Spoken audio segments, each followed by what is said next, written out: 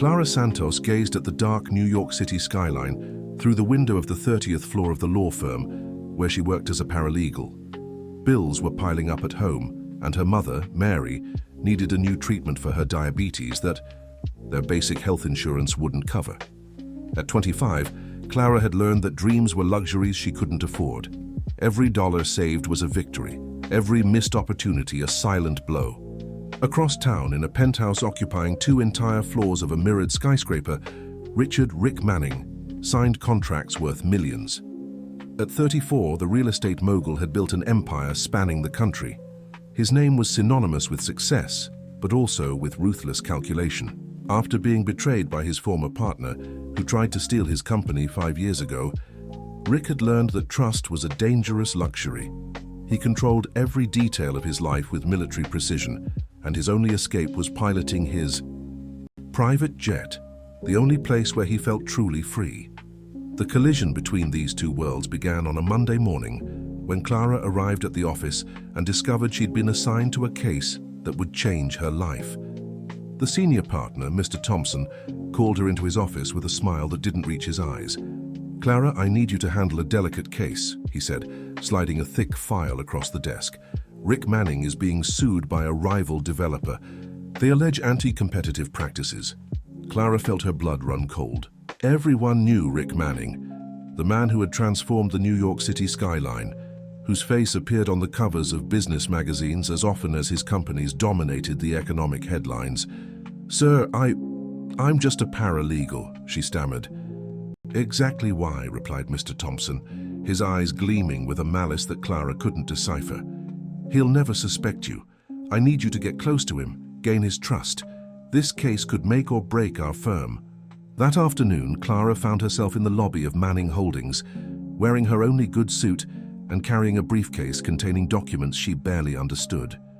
Her hands trembled as she waited for the elevator, rising toward the office of the most powerful man she'd ever met. When the doors opened on the 40th floor, Clara was greeted by an impeccably dressed secretary who led her through marble corridors to a conference room with a panoramic view of the city. There, she saw him for the first time. Rick Manning was standing by the window, silhouetted against the golden late afternoon sky. When he turned around, Clara felt as if the air had been sucked from her lungs. He was taller than she imagined, with perfectly styled dark hair and eyes that seemed to see right through her soul. His suit was clearly bespoke, and there was an aura of power around him that made the room seem smaller. "So you're the lawyer Mr. Thompson sent," he said, his deep voice echoing in the room. His eyes scanned her from head to toe, and Clara felt like she was being evaluated as a commodity. "I'm Clara Santos," she replied, forcing her voice to remain steady. "I'm here to discuss your defense." A sardonic smile curved Rick's lips. "You seem too young to be handling a case of this magnitude." "Age doesn't define competence," Clara retorted, surprising herself with her own audacity. For a moment, something flickered in Rick's eyes. Surprise, perhaps respect. He gestured for her to sit down, and for an hour they discussed the case. Clara discovered that behind the intimidating facade, Rick had a brilliant mind and a photographic memory for legal details. When the meeting came to an end, Rick walked her to the elevator. "You surprised me today, Clara Santos," he said, his voice softer than before. "Few dare to contradict me." "Maybe it's because few care enough about the truth," she replied, the words escaping before she could stop them. The elevator arrived and Clara stepped inside, her cheeks burning. As the doors began to close, she heard Rick's voice. "I'll see you tomorrow. Same time." As she descended, Clara knew she had crossed an invisible line. It wasn't just about the case anymore. There was something in the air between them, a dangerous electricity that made her heart beat faster and her mind scream warnings she didn't want to hear. In the following days, Clara found herself returning to Rick's office with a frequency that went beyond professional necessity. Each encounter was a dangerous dance of intellects, where she tried to stay focused on the case while battling the growing attraction she felt for him. Rick, in turn, seemed genuinely intrigued by her legal acumen and her refusal to be intimidated by his presence. During a particularly intense contract review session, Rick suggested they continue their work at his penthouse. I have all the original documents there, he explained, his eyes meeting hers. Besides, we'll be away from prying. Here's, Clara knew she should refuse. But the words died in her throat when he looked at her that way, as if she were the only person in the world who truly understood him. 2 hours later, she was sitting on his Italian leather couch, surrounded by stacks of papers, while Rick made coffee in his gourmet kitchen. "You're not what I expected," Clara said, watching him move with a natural grace that contrasted with his public image as a ruthless businessman. "And what did you expect?" he asked, bringing over 2 cups of coffee that smelled better than anything Clara had ever tasted. "Someone more cold, calculating.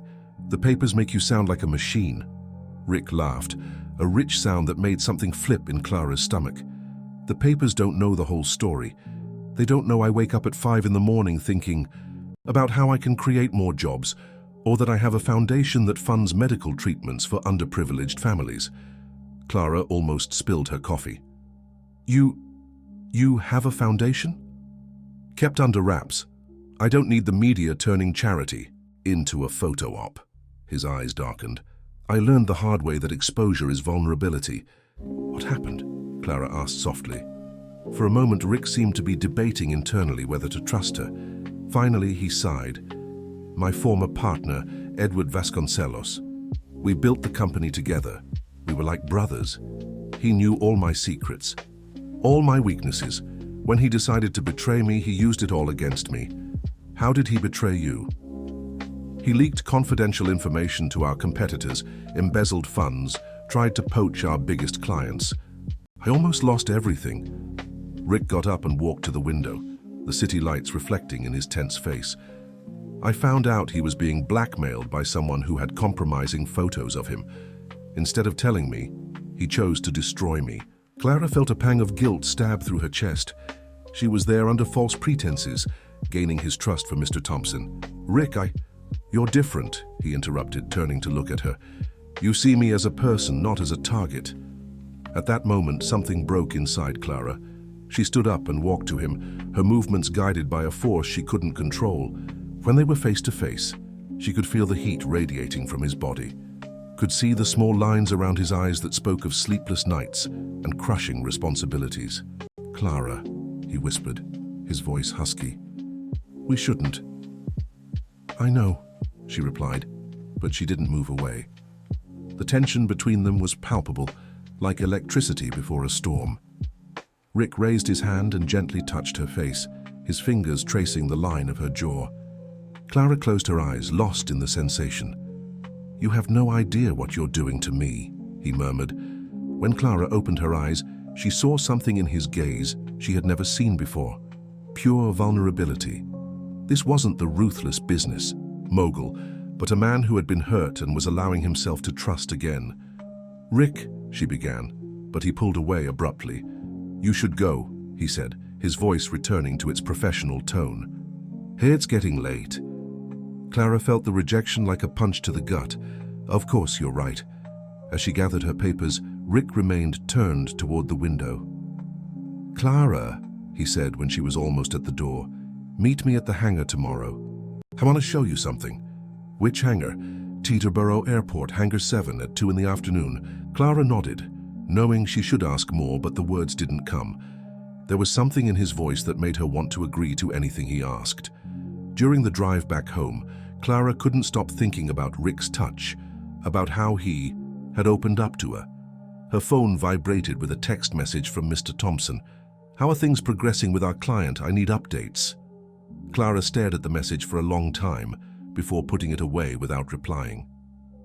For the first time since accepting this case, she wondered exactly what she had gotten herself into and whether she still had time to back out before someone got hurt. The next day, Clara arrived at the hangar at 2 o'clock sharp, wearing a simple blue dress that brought out her eyes. When she saw Rick standing next to a sleek silver jet, her heart leaped. He was dressed casually, dark jeans and a white shirt with the sleeves rolled up, looking younger and less intimidating than ever. "You came," he said, smiling genuinely for the first time since she'd met him. "You said you had something to show me." I want to show you who I really am, he replied, extending his hand. Trust me? Clara looked at his outstretched hand, knowing that if she took it, there would be no turning back. This moment would define everything that came after. She took his hand. You fly this thing yourself? Clara asked, her eyes scanning the luxurious interior of the jet as Rick made preparations for takeoff. It's where I feel most like myself, he replied, adjusting the controls with the precision of someone who had done it thousands of times. Up here, away from everything, I can breathe. Clara settled into the co-pilot's seat, fascinated to see Rick transform. In the air, he was different, more relaxed, more present. His hands moved over the instruments with a confidence that went beyond business. It was something visceral, almost spiritual. My dad was a pilot, he said, as the jet gained altitude over New York City. He died when I was 16, commercial plane crash. His voice grew softer. I swore I'd never fly, that I'd never trust my life to a machine like he did. What changed? I realized he didn't die because he trusted the machine. He died because he trusted other people to keep it running. Rick looked at her, his dark eyes reflecting an old pain. Up here I control every variable. I don't depend on anyone but myself. Clara felt a lump in her throat. It must be lonely. It was, he admitted, until now. They flew in silence for a few minutes, his words echoing in the space between them. Below, the rolling hills of upstate New York unfolded like an endless green carpet. Why did you become a lawyer? Rick asked, breaking the silence. Clara hesitated. The truth was complicated, full of motivations she wasn't sure how to explain. My mother always said that justice was the one thing the powerful couldn't buy. I wanted to believe that. And now? Now I'm not sure what I believe. She looked down at her hands. Sometimes I feel like I'm swimming against a tide that never stops growing. Rick slowed the jet, preparing to land on a small private airstrip in the middle of nowhere. I want to show you something, he said. The place was an expansive rural property with a rustic farmhouse surrounded by green fields. Rick led her down a path that led to a small family cemetery. My parents are buried here, he said, standing before two simple headstones. And here, he pointed to an empty plot beside them, is where I'll be buried one day. Why did you bring me here? Clara asked softly. Because you're the first person in 5 years who's made me want to be vulnerable again. He turned to her, his eyes intense. You scare me, Clara. You make me want things I swore I'd never want again. Clara's heart beat faster. What things? To trust someone, to share my life with someone. He took a step toward her. You. Before Clara could fully process his words, Rick pulled her into his arms. The kiss was inevitable, urgent, filled with all the tension that had been building between them. Clara melted against him, forgetting for a moment all the reasons why this was a terrible idea. When they broke apart, both were breathing heavily. Clara, Rick murmured against her lips. Her phone rang, cutting through the moment like a blade. It was Mr. Thompson. Clara looked at the screen, her stomach churning with guilt. Answer it, Rick said, noticing her hesitation. It might be important. Clara answered with trembling hands. Mr. Thompson? Clara, where are you? I need to speak with you urgently about the Manning case. I'm reviewing documents. What happened? Be in my office tomorrow at 8 a.m. We have a proposal to make to our client. After she hung up, Rick watched her curiously. Everything okay? Yeah, just work. Clara forced a smile, but inside she was shattered. The kiss had changed everything. It wasn't just attraction or professional curiosity anymore. She was falling for him, and that made her betrayal even more painful. During the flight back, Clara was quiet, lost in thought. Rick seemed to sense her change in mood but didn't press. When they landed in Teterboro, the sun was setting, painting the sky in shades of gold and red. Clara, Rick said as she was preparing to exit the jet, whatever the problem is, you can tell me. We can figure it out together. His words were like a stab to the heart. I know, she lied. I just need time to process everything. I understand, but Clara? He touched her face gently. Don't run from me, not like everyone else has. That night, Clara barely slept. She tossed and turned in bed, remembering the kiss, Rick's words, the trust in his eyes. For the first time in her life, she had found someone who made her feel complete, and she was about to destroy everything for a cause she didn't even know was just. The next morning, she arrived at Mr. Thompson's office with dark circles under her eyes and a knot in her stomach. What she found there would change everything. "Sit down, Clara," Mr. Thompson said, his smile sharper than ever. "We have much to discuss regarding your progress with Rick Manning." On the table in front of her was a series of photographs. Clara recognized them immediately. They were photos of her and Rick at the hangar, at the cemetery, kissing. Someone had been following them, had documented everything.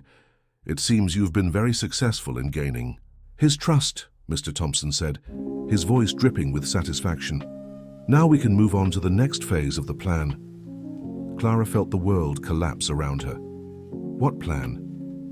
Blackmail, of course.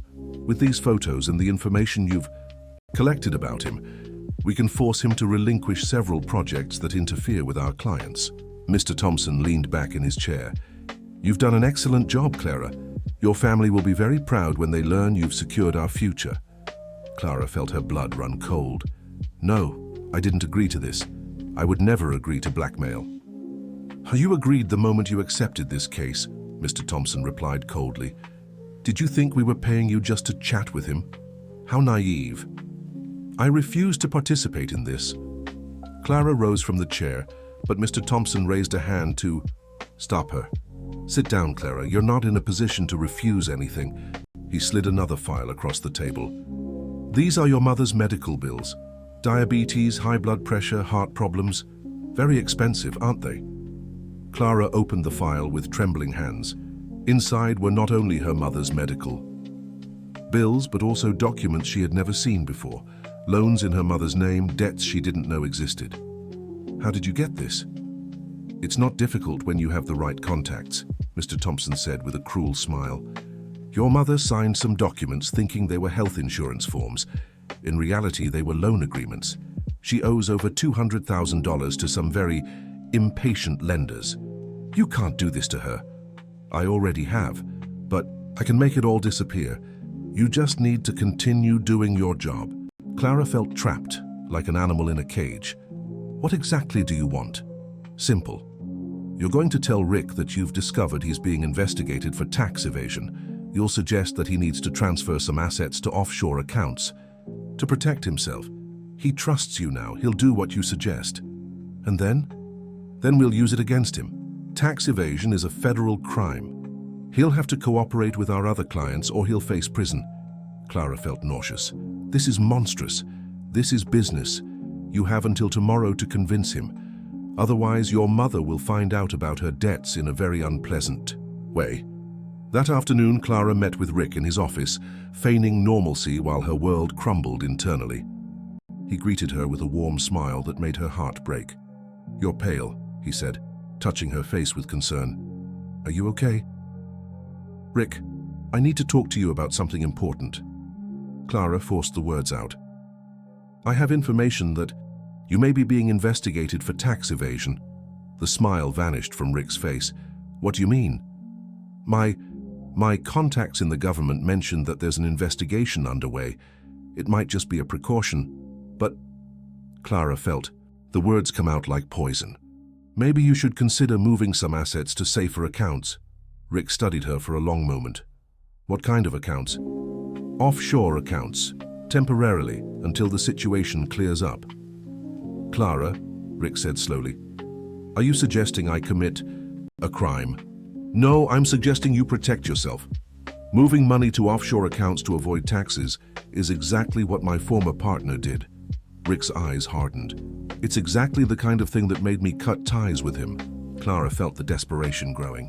"Rick, please, just consider..." "Who told you I was being investigated?" His voice was dangerously low. "What contacts in the government?" I can't reveal my sources." Rick got up and walked to the window, his back tense. "Funny. I just had lunch with the Attorney General. I mentioned I was worried about potential investigations, and he assured me there's nothing against me." Clara's heart raced. Maybe it's a parallel investigation. Clara, Rick turned to her, his eyes cold as ice. How long do you think it will take me to find out who's really behind this? Rick, you don't understand. I understand perfectly.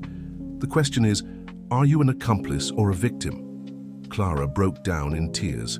I'm a victim. They have my mother, Rick. They forged documents, created fake debts. If I don't do this, she'll lose everything. Rick was silent for a long moment.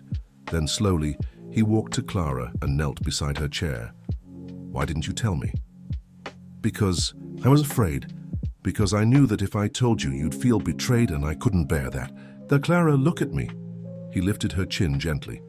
Do you think I got to where I am without knowing how to handle blackmail? You can help? I can do more than that. I can destroy whoever is doing this to you. His eyes flashed with a cold fury. But I need to know everything, every single detail. Clara told him everything, about Mr. Thompson, about the photos, about her mother's fake debts. Rick listened in silence, his face growing darker with each revelation. Do you have the photos? He asked when she finished. Some. Mr. Thompson kept most of them. Great. Tomorrow, you're going to go back there and agree to his plan. You're going to say you convinced me to transfer the assets. Rick, no! Trust me, Clara. For what we have together, trust me one last time. That night, Clara barely slept.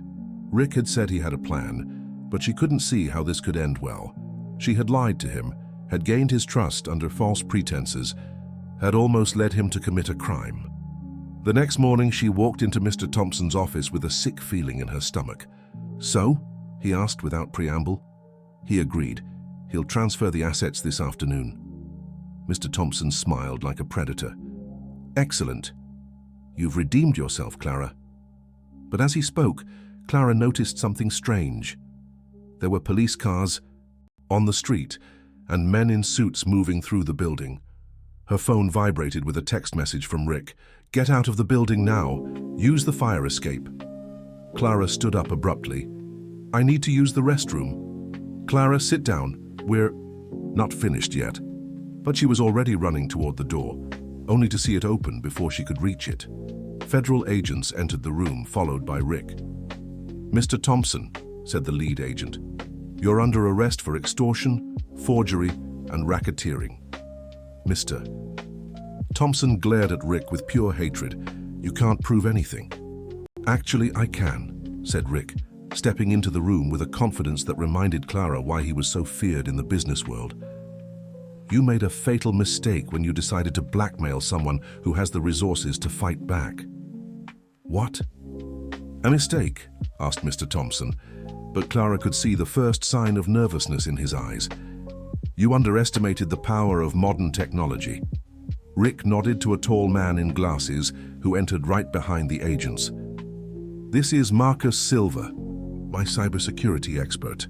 He's tracked all of your financial transactions, including the fake loans you forged in Clara's mother's name.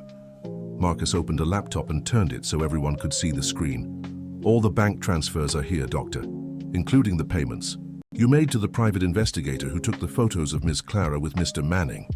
Mr. Thompson paled. This is illegal. You invaded my privacy. We didn't invade anything, Rick said coldly. We just followed the money. You were very careless with your electronic transactions. Furthermore, continued Marcus, we have recordings of all your conversations with Clara. She was wearing a wire we installed on her cell phone last night. Clara looked at Rick, surprised. You had me wear a wire. I needed evidence to protect you, Rick explained. I knew he'd try to force you to do something illegal today. Mr. Thompson stood up sharply. You can't do this to me. I have connections. I have influence. Had, corrected Rick, but your connections are very interesting. Dig into it, Marcus. Marcus clicked on another tab on the laptop. Mr. Thompson has been in regular contact with Edward Vasconcelos, Mr. Manning's former partner. They plan to use the fake lawsuit and the blackmail to force Mr. Manning to sell his companies for a fraction of their market value. Edward, muttered Rick, his voice laced with bitterness. He's still trying to destroy me. Not just destroy, said Marcus. He wanted your company intact. The plan was to force you into personal bankruptcy and then buy everything for pennies on the dollar. Clara felt like she was watching a movie, unable to believe the complexity of the conspiracy she had been a central part of. So, all of this was orchestrated by your former partner? Not all of it, said Rick, looking at her with an expression she couldn't decipher. He didn't plan for you and me to fall for each other. That was real, Clara, at least on my end. Before Clara could respond, Mr. Thompson made a desperate move toward the window, but the agents quickly intercepted him. "You don't know who you're messing with," he screamed as he was being handcuffed. "This isn't over." "Actually it is," said Rick, "because we didn't just go after you. Edward Vasconcelos was arrested an hour ago at his house in Greenwich, Connecticut. We have evidence that he embezzled money from other companies too." After Mr. Thompson was taken away by the agents, Clara found herself alone with Rick in the devastated office. The silence between them was heavy, filled with unspoken words, and wounds that needed to be healed. "Why did you help me?" Clara asked finally. "After everything I've done, after how I lied to you?" "Because I recognize the desperation in your eyes," Rick replied. "I've been there. I've done things I regret to protect people I love." "But I betrayed your trust." "You were forced into it. There's a difference." Rick approached her but kept his distance. "The question is, are your feelings for me real, or were they just part of the act?" Clara felt tears burn her eyes. "Everything I felt for you was real. Every moment, every conversation, every beat of my heart when you looked at me." She wiped away the tears. "That's why it hurts so much. Because I fell in love with you while I was lying to you." "Then we're not so different after all," Rick said softly. "I was lying too." "About what?" "About not wanting to get emotionally involved. About being protected against betrayal." He took a step toward her. "You broke down all my defenses. Clara, for the first time in 5 years I wanted to trust someone completely. And now I don't know if I can. Not because you deceived me, but because I'm afraid you won't be able to trust me after all this." Clara looked at him, really looked at him. She saw the vulnerability he was trying to hide, the emotional scar that Edward had left, the fear of being hurt again. "Rick," she said, taking a step toward him, "I do trust you. You saved my mother. You saved me. You destroyed the people who were manipulating us. How could I not trust you?" "Because you're smart," he replied with a sad smile. "And you know that men like me always have ulterior motives. What motives do you have?" "I want you in my life, Clara. Not just as a lawyer, not just as a lover, but as a partner. I want to share my world with you, my secrets, my fears." He stopped right in front of her. "I want you to fly with me." Clara felt her heart leap. "I don't know how to fly." "I'll teach you. We have all the time in the world." But even as his words warmed her, Clara knew it wouldn't be that simple. Rick's world was complex, filled with dangers she was only beginning to understand. And she was still the same girl who grew up struggling to pay the bills, while he was a billionaire who had just dismantled a conspiracy with the ease of canceling an appointment. "I need time," she said finally, "to process all of this, to understand who I am in this new world." Rick nodded, but she could see the disappointment in his eyes. "I understand, but Clara..." "Yes?" "Don't disappear. Not like everyone else." 2 weeks had passed since Mr. Thompson's arrest, and Clara found herself in an emotional limbo. She had temporarily moved into an apartment that Rick insisted on paying for while taking care of her mother, who was recovering from the shock of discovering about the fake debts. Mary's medical treatment was being covered by a legal assistance fund that Clara suspected was another one of Rick's secret initiatives. But she hadn't spoken to him since that day in the office. Every time her phone rang, she hoped it was him, but Rick respected her request for space. That should have been a relief, but instead she felt more lost with each passing day. "You're withering away," her mother said one morning, watching Clara stir her coffee distractedly. "That man saved our family. Why don't you talk to him?" "Because it's complicated, Mom. He lives in a completely different world than ours." "So what? Do you think love cares about social differences?" Mary took Clara's hand. "My daughter, I saw how you talked about him. Your eyes shone in a way I've never seen before." Clara sighed. "I betrayed his trust, Mom. How can I be sure he's really forgiven me?" "You can't be sure of anything in life, Clara, but you can choose to fight for what you want." That afternoon, Clara made a decision. She drove to Rick's office, but the secretary informed her that he was out of town. "Where did he go?" Clara asked. "To his property upstate, Mom. Said he needed time to think." Clara knew the place. It was where he had taken her, where they had first kissed near his parents' graves. Without thinking twice, she rented a car and drove the 3 hours to the property. When she arrived, she found Rick sitting in the small family cemetery, staring at the horizon. He was wearing jeans and a simple t-shirt, looking younger and more vulnerable than she had ever seen him. "I thought you needed time," he said, without turning around when he heard her footsteps. "I did, and now I know what I want." Rick finally looked at her. "And what is that?" "You," Clara said simply. "I want you, Rick. No matter how complicated it is, no matter how many obstacles there are. I want to try." For a moment, Rick just stared at her. Then he stood up slowly. "Clara, you need to understand something. My life isn't just luxury and power. There are real dangers. There are people who want to destroy me and by extension want to destroy those I love. I understand." "No, you don't," he said, his voice growing more intense. "Last night, someone tried to break into my house. They managed to get past security. They got all the way to my study. If I had been there..." Clara felt her blood run cold. "Do you think it was Edward?" "Edward is in prison, but he has allies. People who still believe they can intimidate me." Rick ran a hand through his hair. "That's why I came here. Not just to think about us, but to keep you safe. By staying away from me." "Exactly." Clara approached him, ignoring the tension in his shoulders. "Rick, you can't live your whole life running from shadows, and you can't make this decision for me. You don't understand what you're risking." "I'm risking my heart," she said, touching his face. "But you know what I've learned in the last 2 weeks? That living without you is a much bigger risk." Rick closed his eyes at her touch. "Clara, I grew up poor, Rick.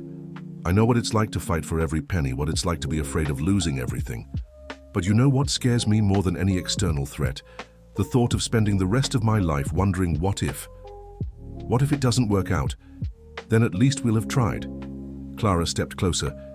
"You taught me that it's worth risking it for the moments that matter. You taught me to fly, remember?" Rick opened his eyes and Clara saw tears forming in them. "Are you sure? Because once we cross this line, there's no turning back. My life becomes your life, my enemies become your enemies." "I'm sure," Clara said, sealing her words with a kiss. This time, when they kissed, it was different. There was no desperate urgency or uncertainty. There was promise, commitment, the feeling that they were finally on the same path. When they broke apart, Rick rested his forehead against hers. "There's one condition." "What?" "You're going to learn how to defend yourself. Shooting lessons, self-defense, everything. I'm not going to put you in danger without preparing you." Clara laughed. "You want to turn me into a spy? I want to turn you into my partner in every way." "Does that include flying?" "Especially flying." Rick smiled, and Clara felt like the sun had come out from behind the clouds.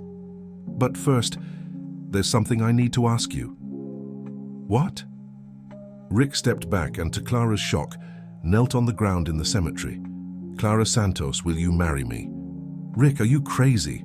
We've barely started dating." "I know, but I also know that you're the only person I trust completely.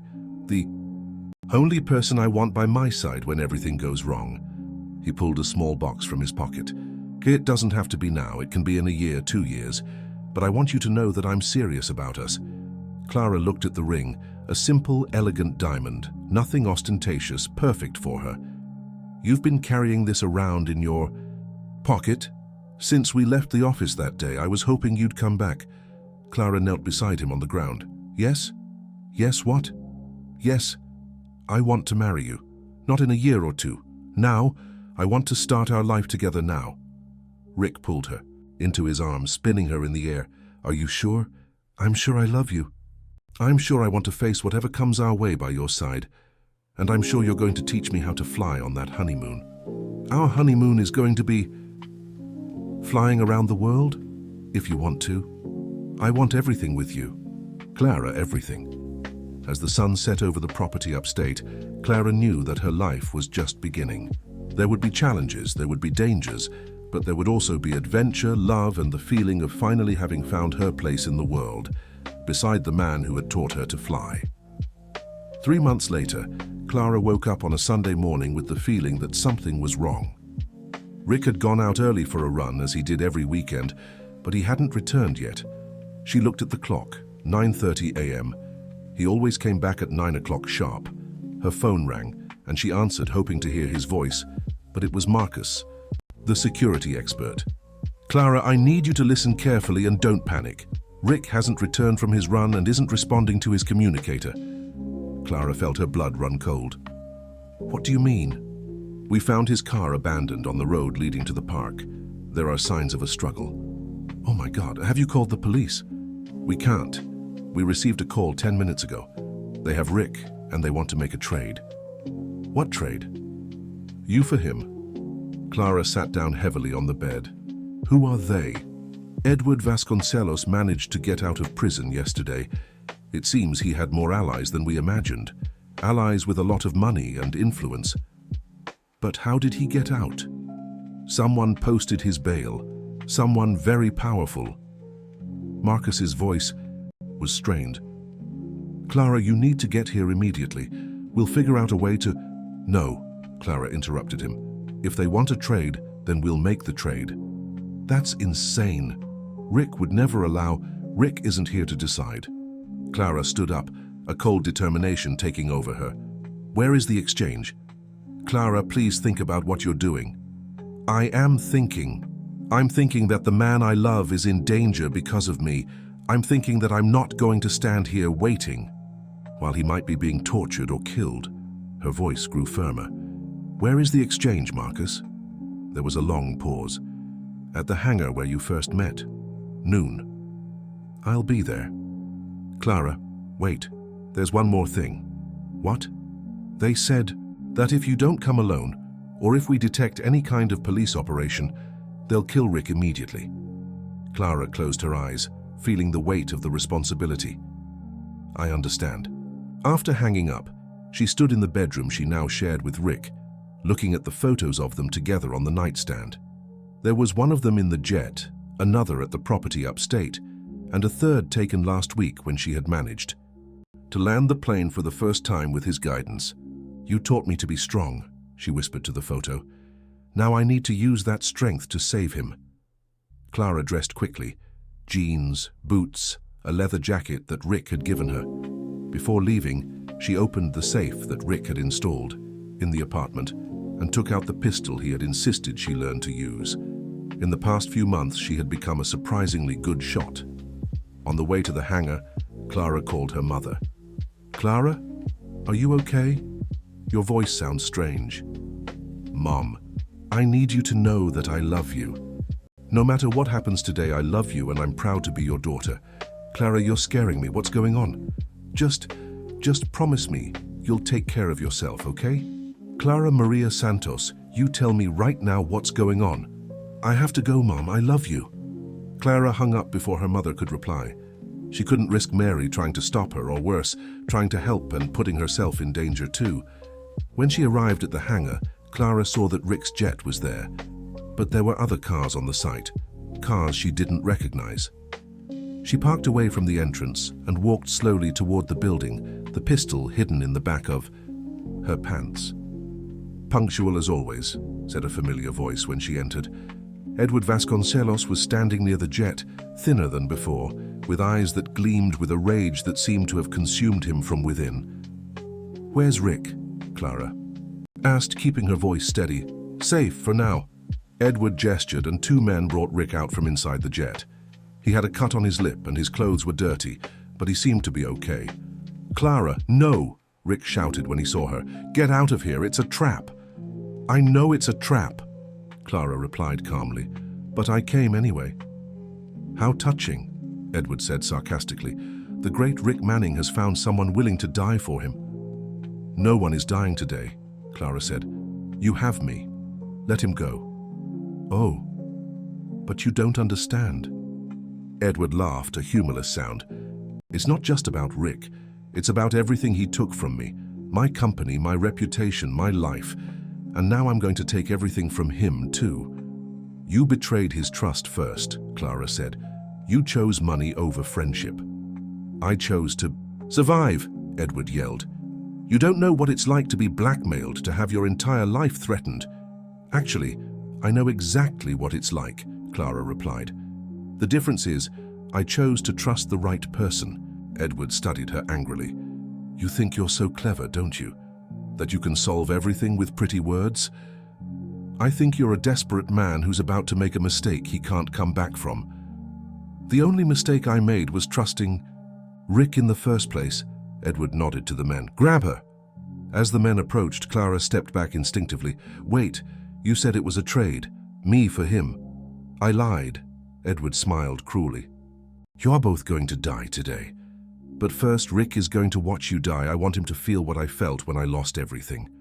It was at that moment that Clara realized she had completely underestimated the situation. This wasn't just about blackmail or business revenge. Edward had gone insane, consumed by years of resentment and rage. There was no negotiation possible. She looked at Rick, who was watching her with despair and something else, pride. He knew she had come knowing it was probably a trap, but had come anyway. "Clara," Rick said calmly, "do you remember what I taught you about flying?" "Now's not the time for flying lessons," Edward said, annoyed. But Clara understood. Rick was talking about the lessons he had given her about staying calm under pressure, about calculating risks, about waiting for the right moment to act. "Yes," she replied, "I remember." "Then you know that sometimes you have to dive before you can soar." Edward looked confused between the two. "What are you talking about?" Clara smiled for the first time since arriving. "We're talking about trust." And then she did something no one expected, not even Rick. Clara threw herself to the ground and rolled toward the jet, pulling the pistol from the back of her pants. Edward's men, surprised by the unexpected maneuver, hesitated for a crucial second. That second was all Rick needed. With a fluid movement, he broke free from the men holding him. Clara realized he was only pretending to be more injured than he actually was. In a matter of seconds, Rick had disarmed one of the thugs and was using him as a human shield. "You've always been predictable, Edward," Rick said, his voice cold and controlled. "I thought you'd learn something in prison." "You can't escape this time," Edward shouted, pulling out a gun of his own. "There's no way out." "There's always a way out," Clara replied, still crouching behind the landing gear of the jet. "You just have to know where to look." It was then that the hangar was stormed by an elite SWAT team. Marcus had lied about not being able to involve the authorities. He had spent the last few months building a solid case against Edward and his allies. "Drop your weapons, you're surrounded," shouted the commander of the operation. Edward looked around, realizing he was cornered. His men dropped their weapons immediately, but Edward kept his pointed at Rick.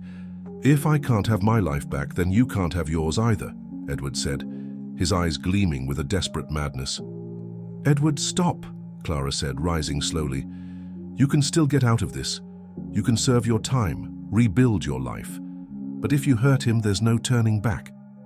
"There's no turning back anyway," Edward replied. "You destroyed everything I had." "I didn't destroy anything," Rick said calmly. "You made your choices. I just protected what was mine." "And her," Edward turned the gun on Clara. "Is she your property too?" "She's no one's property," Rick replied, stepping forward. "She's the strongest woman I know, and if you hurt her, I will hunt you to the ends of the earth." Clara saw the determination in Edward's eyes. He was really going to shoot. Without thinking, she threw herself in front of Rick at the exact moment Edward pulled the trigger. The shot echoed through the hangar, but Clara felt no pain. When she opened her eyes, she saw that Marcus had come up behind Edward and deflected his aim at the last second. The bullet had hit the fuselage of the jet, well away from any of them. Edward was immediately subdued by the officers, shouting incoherently about justice and revenge as he was handcuffed. "It's over," said the commander of the operation. "Edward Vasconcelos, you are under arrest for kidnapping, attempted murder, and racketeering." As the chaos subsided and Edward was taken away, Clara finally allowed herself to collapse. Rick caught her in his arms before she could fall. "You're crazy," he whispered, holding her tight. "Completely crazy." "You're the one who taught me to risk it for the moments that matter," Clara replied, trembling with adrenaline. "That's not what I meant." "I know." Clara looked up, meeting his eyes. "But you'd do the same thing for me." "Without hesitation," Rick admitted. Marcus approached them, looking relieved. "Do you two need medical attention?" "We're okay," Rick said, but Clara noticed he was favoring one of his legs. "You're hurt," she said, concerned. "Just a few bruises. Nothing that can't be cured with an extended honeymoon." Clara laughed despite everything. "You're still thinking about the honeymoon?" "I'm thinking about how I want to spend the rest of my life with you," Rick replied. "And after today, I realize I don't want to waste a single second." 6 months later, Clara was in the cockpit of Rick's jet, her hands on the controls as he guided her for landing at a private airport in the Maldives. "Gently," Rick said, his voice calm in her headphones. "You're doing perfectly." The jet touched down with only a slight bump. Clara let out a whoop of joy. "I did it. I really did it." "You did it," Rick said, proud. "Now you're officially a pilot." They had married in a small, intimate ceremony at Rick's property upstate, with only their families and closest friends. Clara's mother, Mary, had become great friends with Marcus, who now also looked after her security. Edward had been sentenced to 15 years in prison, and his allies had been exposed and arrested. Rick and Clara's life was finally free from the shadows of the past. "So, Mrs. Manning," said Rick, unfastening his seatbelt, "ready for the next adventure?" "Depends," Clara replied, smiling. "Where are we going?" "Wherever you want. We have the whole world at our disposal." Clara looked out the cockpit window at the turquoise ocean stretching to the horizon. 6 months ago, she was a paralegal, struggling to pay the bills. Now she was piloting a private jet to her honeymoon, with the man she loved. But more important than all that, she had discovered who she really was. A strong woman, capable of facing any challenge, capable of loving deeply, and being loved in return. "I want to go home," she said finally. "But we just got here," Rick said, confused. "No," Clara turned to him, taking his hands. "I want to go home, to our home, to start our real life together." Rick smiled, understanding perfectly. "Then let's go home, my pilot." "Let's go home," agreed Clara.